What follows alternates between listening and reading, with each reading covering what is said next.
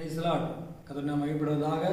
இந்த புதிய நாளிலும் ஒரு புதிய லோகஸ் வார்த்தைக்காக கர்த்தருக்கு நன்றி செலுத்துகிறேன். இன்னைக்கு ஒரு வசனத்தை பார்க்க போகிறோம். அப்போஸ்தலனாகிய பவுல் பிலிப்பியருக்கு எழுதின 4வது அதிகாரம் 4வது வசனம். கர்த்தருக்குள் எப்பொழுதும் சந்தோஷமாயிருங்கள் சந்தோஷமாயிருங்கள் என்று மறுபடியும் சொல்லுகிறேன் என்று பார்க்கிறோம். அப்போஸ்தலனாகிய பவுல் பிலிப்பியருக்கு எழுதின இந்த வசனத்தை பார்க்கிறோம். கர்த்தருக்குள் நம்ம எப்போவுமே சந்தோஷமாக இருக்க வேண்டும். ஆண்டவர் நம்ம அதை தான் எதிர்பார்க்கிறார். இப்போ இருக்கிற இந்த நிலை, இந்த சூழ்நிலை, இந்த காலகட்டத்தில் நம்ம சந்தோஷமாக இருப்பது மிகவும் கடினமான ஒரு காரியமாக இருக்கிறது. ஒவ்வொரு நாளும் ஏதாவது காரணத்தை குறித்து நம்ம கவலைப்படுகிறோம், வேதனைப்படுகிறோம், துக்கப்படுகிறோம். ஒரு பிரச்சனை தினம் வந்து கொண்டே இருக்கும். ஆனாலும் பார்த்தீங்கன்னா எல்லாவற்றையும் எதிர்க்கான ஒரு பலனை கர்த்தர் நம்ம கொடுத்துருக்காரு. எல்லாவற்றையும் நம்ம எதிர்த்து நிற்கிற ஒரு பலனை கர்த்தர் நமக்கு ஒவ்வொரு நாளும் கொடுக்குறாரு. ஒவ்வொரு நாள் ஒரு சோதனை வந்து கொண்டே இருக்கிறது. ஒரு கடன் பிரச்சனை, சரீர பலவீனங்கள், வியாதிகள், துக்கங்கள், ஒன்று போனால் ஒன்று வந்துனே இருக்குது. எப்படி நான் சந்தோஷமாக இருக்க முடியும்? ஒரு வலி வேதனை இருக்கும்போது எப்படி சந்தோஷமாக இருக்க முடியும் அப்படின்னு நீங்கள் நினைக்கலாம். ஆனால் இதில் பார்க்கிறோம், கர்த்தருக்குள் எப்போதும் சந்தோஷமாக இருங்கள். எனி டைம் நம்ம ஆண்டருக்குள்ள ஒரு சந்தோஷமாக இருக்க வேண்டும். ஆனால் இந்த உலகத்தில் வரும்போது, இயேசு கிறிஸ்து இந்த உலகத்தில் வரும்போது மேற்கொள் சொல்லப்பட்ட காரியம் என்ன பார்த்தீங்கன்னா, இதோ உலகத்தின் எல்லா ஜனங்களுக்கும் ஒரு சந்தோஷமான ஒரு நற்செய்தி உங்களுக்கு அறிவிக்கிறேன் என்று சொல்கிறார். இயேசு இந்த உலகத்தில் வந்த ஒரு காரியம் ஒரு சந்தோஷமான ஒரு நற்செய்தி, ஒரு சந்தோஷமான காரியம் பார்த்தீங்கன்னா, ஏன்னா இந்த உலகத்தில் எல்லா ஜனங்களுக்கும் தன்னுடைய உயிரை கொடுத்து நம்ம எல்லாம் மீட்டெடுத்திருக்கிறார். நம்முடைய பாவங்களுக்காக மறித்து நம்ம ஏன் மீட்டெடுத்திருக்கார். அப்படிப்பட்ட நம்முடைய ஆண்டவர் நம்ம சந்தோஷமாக இருக்கணும்னு நினைக்கிறார். அவர் நமக்கெல்லாம் ஒரு சந்தோஷத்தை கொடுப்பதற்காக இந்த உலகத்தில் வந்தார். நம்ம சந்தோஷம் இல்லாதபடி அதை கெடுத்து போடுகிற பிசாசின் கிரிகள் நிறைய இருக்கும். நீங்கள் எல்லாத்தையும் உதறி தள்ளிவிட்டு ஆண்டருக்குள்ளே இருந்தீங்கன்னா ஒரு சந்தோஷத்தை கர்த்தர் உங்களுக்கு கொடுப்பார். ஒரு பாய் மனம் திரும்பும்போது பரலோகத்திலே மிகுந்த சந்தோஷம் உண்டாயிருக்கிறது என்று வேதத்தில் பார்க்கிறோம். நம்ம எல்லாம் பாவிகளாக இருக்கும்போது நம்ம துக்கப்பட்டிருக்கலாம், வேதனைப்பட்டிருக்கலாம், பிரச்சனையில் நிறைய இருந்திருக்கலாம். ஆனால் கர்த்தருக்குள்ள நீங்கள் வந்துட்டீங்கன்னா அந்த பிரச்சனை எல்லாவற்றையும், அந்த வலிகள் எல்லாவற்றையும், துக்கங்கள் எல்லாவற்றையும் நம்முடைய கர்த்தராகிய இயேசு கிறிஸ்து எல்லாம் நீக்கப்படுவார். ஒரு பாய் மனம் திரும்பும்போது எவ்வளோ சந்தோஷம் இருக்கும், பரலோகமே சந்தோஷமாக இருக்கும்.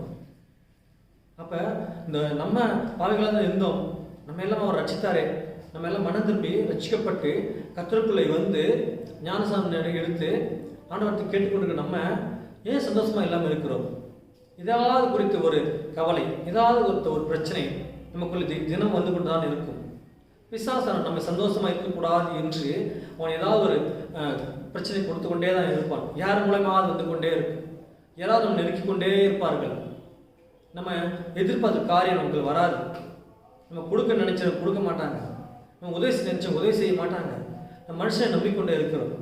ஆண்டு சொல்றார், கர்த்தருக்குள் நீங்கள் இருக்கும்போது ஏன் நீங்கள் துக்கப்படுறீர்கள், ஏன் வேதனை உங்களுக்கு இருக்கிறது, சந்தோஷமா இருங்க என்று சொல்றார். அந்த சந்தோஷத்தை கொடுக்கிற நம்முடைய ஆண்டவர் நம்மோடு இருக்கிறார். கர்த்தருக்குள் நாம் இருக்கும் பொழுது ஒரு புது சிருஷ்டியா இருக்கிறோம். ஒரு கிறிஸ்துக்குள்ள தான் புது சிருஷ்டியா இருக்கிறான். பழையெல்லாம் ஒழிந்து போயின, எல்லாம் புதிதானே என்று பார்க்கிறோம். ஆண்டுக்குள்ள நம்ம இருக்கும்போது நம்முடைய சந்தோஷத்தை கெடுக்கிற அந்த கிரியை எல்லாவற்றையும் கர்த்தர் எடுத்து போடுகிறார். ஒரு புது சிருஷ்டியாக நம்மளை உருவாக்குகிறார். பழைய காரியங்கள், பழைய சிந்தனைகள், பழைய எண்ணங்கள், நான் சந்தோஷம் கெடுக்கிற எண்ணங்கள் எல்லாத்தையும் நீங்கள் தூக்கி தூரம் போட்டுருங்க. பிசாசன் நமக்கு சில நேரங்களில் சில சந்தோஷத்தை கொடுப்பான். நமக்கு அது மகிழ்ச்சியாக இருக்கும், மனதிற்கு சந்தோஷமாக இருக்கும். இது தெரியுங்களா? நம்முடைய தவறான எண்ணங்கள், சிந்தனைகள், மற்றவர்களை துன்பப்படுத்தி பார்ப்பதில் சேடிஸ்ட் சொல்லலாம்ல. அப்படி ஒரு சேடிஸ்டாக இருக்கும்போது அவங்க பார்த்தீங்கன்னா அதை கஷ்டப்படுத்தி பார்த்து அது சந்தோஷம் அடைவார்கள். கண்களில் பார்க்கிற சில காரியங்கள் நமக்கு சந்தோஷத்தை கொடுக்கும். நம்ம சாப்பிட்ற உணவு நமக்கு சந்தோஷத்தை கொடுக்கும். நம்ம உடுத்துகிற உடை நமக்கு சந்தோஷத்தை கொடுக்கும். தவறான எண்ணங்கள், சிந்தனைகள், பாவ பழக்கத்தில் போகும்போது பிசாசன் நமக்கு ஒரு சந்தோஷம் கொடுப்பான்.